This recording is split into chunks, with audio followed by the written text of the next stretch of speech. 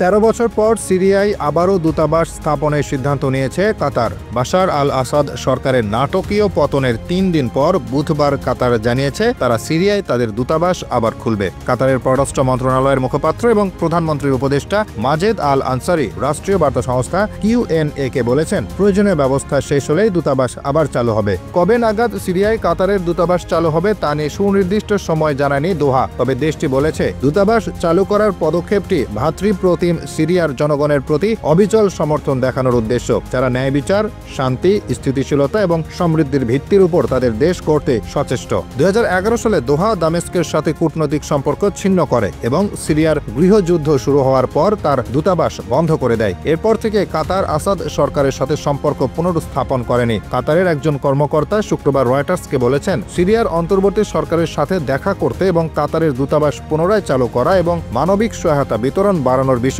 আলোচনা করতে রোববার দামেস্ক প্রথম আনুষ্ঠানিক প্রতিনিধি দল পাঠাবে কাতার। কাতারি কর্মকর্তা বলেন, তারা দূতাবাস পুনরায় খোলার জন্য প্রয়োজনীয় পদক্ষেপ নেবে এবং সাহায্য বিতরণ বাড়ানোর বিষয়ে আলোচনা করবে। এদিকে সিরিয়ার নতুন অন্তর্বর্তী সরকারের প্রধান হিসেবে দায়িত্ব গ্রহণ করেছেন মোহাম্মদ আল বশির। তিনি বিভিন্ন দেশে আশ্রয় নেওয়া সিরীয় শরণার্থীদের নিজ দেশে ফেরার আহ্বান জানিয়েছেন। ইতালির কোরিয়ার ডেলা সেরা পত্রিকাকে দেওয়া এক সাক্ষাৎকারে তিনি বলেন, সিরিয়ার সব মানুষ ও সব সম্প্রদায়ের অধিকার নিশ্চিত করা হবে। মোহাম্মদ আল বশির বলেন, সিরিয়া এখন মুক্ত। সিরিয়া নিজের গৌরব এবং সম্মান অর্জন করতে সক্ষম হয়েছে। তাই বিদেশে থাকা সব সিরীয় নাগরিকের প্রতি আমার আবেদন, আপনারা দেশে ফিরে আসুন।